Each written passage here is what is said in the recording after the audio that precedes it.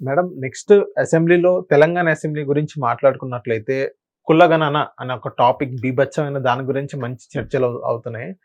ఇక్కడ కాంగ్రెస్ ఎమ్మెల్సీ తీన్మార్ మల్లన్న గారు కూడా దీనిపైన కాంగ్రెస్ పైన వ్యతిరేకత కొంచెం చూపిస్తున్నారు అన్నట్టుగానే మనం చూస్తున్నాము. లాస్ట్‌కి వాళ్ళు ఒకటే అవుతారా? లేదా మొత్తం ఏదైనా డ్రామా లాగా చూస్తున్నామా? కొంచెం వ్యతిరేకత ఏం చూపించట్లా. ఆయన హ్మ్. బాగానే వ్యతిరేకత చూపిస్తున్నాడు. ఈ వ్యతిరేకత వెనకమాల ఆయన రాజకీయ అజెండా ఉంది. తీన్మార్ మల్లన్న గారి. తీన్మార్ మల్లన్నది. ఆయన రాజకీయ ఎజెండా ఏంటంటే ఆయన సీఎం అవ్వాలనుకుంటున్నాడు. నేను సీఎంని అవుతానని కూడా ప్రకటించాడు. లేకపోతే నేను అంత పెద్ద స్టేట్మెంట్ ఇచ్చుండేదాన్ని కాదు తీన్మార్ మల్లన్న గురించి.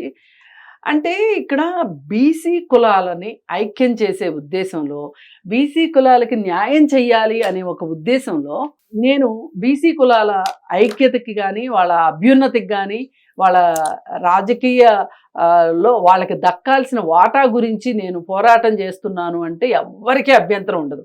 ఇలాంటి ప్రయోగం ఒకప్పుడు ఒక ఆయన చేశాడు. 90 బీసీ కులాల ఐక్యత అని చెప్పి మీటింగ్ పెట్టి చేశాడు. కానీ ఆయనకు కూడా బహుశా ముఖ్యమంత్రి అవ్వాలనే ఉండుండొచ్చు, అది వేరే విషయం.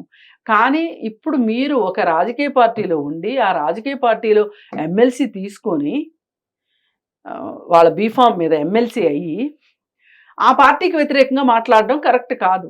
మీరు ఎక్కడ మాట్లాడాలి ఈ విమర్శ? ఇన్సైడ్ ద కాంగ్రెస్ మీటింగ్లో మీరు మాట్లాడాలి. కాదు మీకు నచ్చలేదు, మీరు బయటకు వచ్చేసేయాలి. బయటకు వచ్చేసేసి నేను ఈరోజు స్వతంత్రంగా నేను మాట్లాడుతున్నాను, నేను నా బీసీ కులాల ఐక్యత కోసం నేను కట్టుబడి ఉన్నాను, బీసీ కులాల అభ్యున్నతికే నేను కట్టుబడి ఉన్నాను, అవసరమైతే దానికోసం నేను ప్రాణత్యాగమైనా చేస్తాను అని చెప్పగలిగేంత చెప్తే కూడా తప్పు కాదు. కానీ కులగణన సరిగా లేదు, సరిగా ఉండకపోవచ్చు, చాలా హడావుడిగా చాలా తొందరగా చేసింది అది కులగణన. దానిపైన చాలామందికి చాలా భిన్నమైన అభిప్రాయాలు ఉన్నాయి. మీరు చేయాల్సింది ఏంటి? అలాంటప్పుడు ఈ కులగణనలో బీసీలకి అన్యాయం జరిగింది, సరిగా కులగణన జరగలేదు కాబట్టి మాకు దక్కాల్సిన వాటా మాకు దక్కదు కాబట్టి ఈ కులగణనని రద్దు చేసేసి మీరు మళ్ళీ సర్వే చేయండి, అవసరమైతే ఎలక్షన్స్ పోస్ట్ పోన్ చేయండి, మేము కులగణన చేసేసాము, ఎలక్షన్స్ కూడా నిర్వహించబోతున్నాము స్టేట్మెంట్ ఇచ్చారు. అక్కడ కోపం వచ్చింది తీన్మార్ మల్లన్నకి. మీరు చేయాల్సింది ఏంటి? బాధ్యతాయుతంగా మీరు ఈ కులగణన నాకు నచ్చలేదు, సరిగా చేసి శాస్త్రీయంగా జరగలేదు, ఇంకోసారి కులగణన చెయ్యండి, చేసిన తర్వాత ఎలక్షన్స్ పెట్టండి, నష్టమేం లేదని మాట్లాడొచ్చు. అలా మాట్లాడుకోకుండా దీని మీద ఉచ్చబోయండి, దీన్ని కాల్ చేస్తాను, దీన్ని తగలబెట్టేస్తాను, బీసీలు అందరూ కలిసి ఉచ్చపోస్తే అందరూ కొట్టుకుని పోతారు, కరెక్ట్ కాదు. అవును. ఇలా మాట్లాడడం అంటే బీసీలు ఉచ్చపోస్తే పోయించుకోవటానికి వేరే కులాల వాళ్ళకి ఏం పని పాట లేదా? అంటే బీసీలకు వ్యతిరేకంగా సమాజాన్ని తయారు చేద్దాం అనుకుంటున్నావా నువ్వు? అసలు ఇప్పుడు నీ అభిప్రాయమే బీసీలందరి అభిప్రాయం అని నువ్వెలా అనుకుంటావు? అవును. అందుకని ఏంటంటే ఇక్కడ కాసాని జ్ఞానేశ్వర్ ఇందాక మనం అనుకున్నది, ఆయన బీసీ కులాల ఐక్యవేదిక అని పెట్టి చేసి ఆయన చేయలేకపోయాడు. సరే, అది వేరే విషయం. మీరు కూడా ఈరోజు బీసీ కులాలందరినీ ఐక్యం చేసి కూర్చొని మాట్లాడి వాళ్ళందరినీ మనకు అసలు మనం ఎంత ఉన్నాము సమాజంలో, మన జనాభా ఎంత ఉంది, జనాభా ప్రాతిపదికన మనకు దక్కాల్సింది దక్కట్లేదు అని చెప్పి మీరు ఎందుకు మాట్లాడట్లేదు? అసలు ఇప్పుడు బీసీలు ఉన్నారు, బీసీల్లో అందరూ కటిక పేదరికంలో ఉన్నారా? మరి డబ్బులున్న వాళ్ళందరూ డబ్బులున్న బీసీలు డబ్బులు లేని బీసీలకి ఎందుకు సహాయం చేయట్లేదు? అవును. మీరే చేసుకోకపోతే కాంగ్రెస్ పార్టీ చేయలేదు అని మాట్లాడడం ఎంతవరకు కరెక్ట్? రెడ్లు కాంగ్రెస్ అని కూడా అనట్లా, రెడ్లు అని మాట్లాడుతున్నారు. అంటే రెడ్డి సామాజిక వర్గానికి వ్యతిరేకంగా మీరు ఒక ఉద్యమం చేయాలనుకుంటున్నారు, అది కరెక్ట్ కాదు. కుల వ్యతిరేక పోరాటం ఎప్పుడు కూడా కులరహిత సమాజం కోసం పోరాటం చేయటం కరెక్ట్, కానీ కుల వ్యతిరేక పోరాటం అది సరి అయిన నినాదం కాదు. అయితే ఇప్పుడు రెడ్లలో అందరూ చెడ్డోళ్ళే ఉంటారా? పోనీ మంచోళ్ళు కూడా ఉంటారు.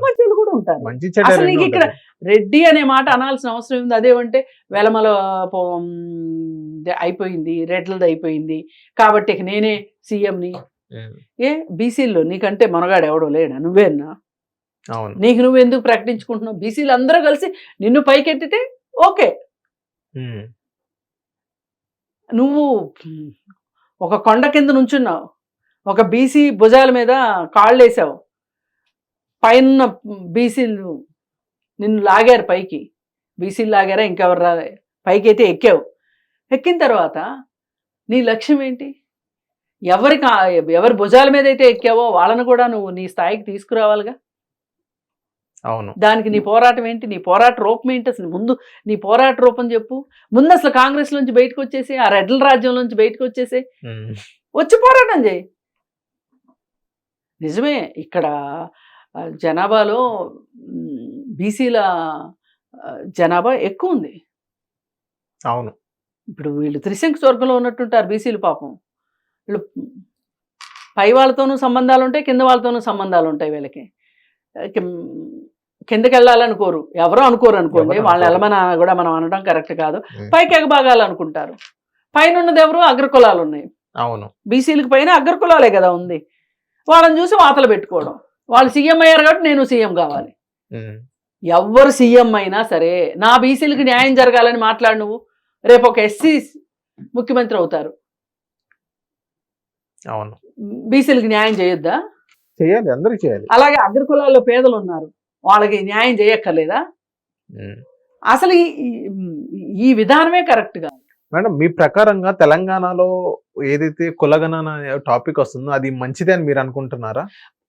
కులగణన ఎప్పుడూ మంచిదే. ఓకే. ఎందుకంటే ఎవరి ఆర్థిక స్థాయి ఎలా ఉంది అనేది తెలుసుకుంటే ప్రజల వాస్తవ పరిస్థితి తెలిస్తే గనక ప్రణాళిక రచనకి గణన ఉపయోగపడుతుంది ఎప్పుడైనా సరే. కానీ ఇక్కడ వాళ్ళకేదో చెయ్యాలనే దానికంటే, తాపత్రయం కంటే కూడా దాన్ని అడ్డం పెట్టుకుని వీళ్ళు రాజకీయ పునాదులు నిర్మించుకోవటానికి ఎక్కువగా వాడుకుంటున్నారు. అది అసలు దురదృష్టకరం. కులగణన చాలా అవసరం. ఇప్పుడు ఒకటండి, ఇప్పుడు క్లాసులో 100 మంది పిల్లలు ఉన్నారు. ఈ 100 మంది పిల్లల్లో అందరికీ ఒకేలాగా పాఠం చెప్తే కుదరదు. ఇందులో చదువులు వెనకబడిన వాళ్ళు ఉంటారు, తెలివైన వాళ్ళు అయ్యుండి కూడా బద్ధకంతో చదవని వాళ్ళు ఉంటారు, తెలివైన వాళ్ళు అయ్యుండి బాగా చదివే వాళ్ళు ఉంటారు, తెలివి తక్కువగా ఉండి కూడా హార్డ్ వర్క్ చేసేవాళ్ళు ఉంటారు. ఇలా రకరకాలుగా ఉంటారు.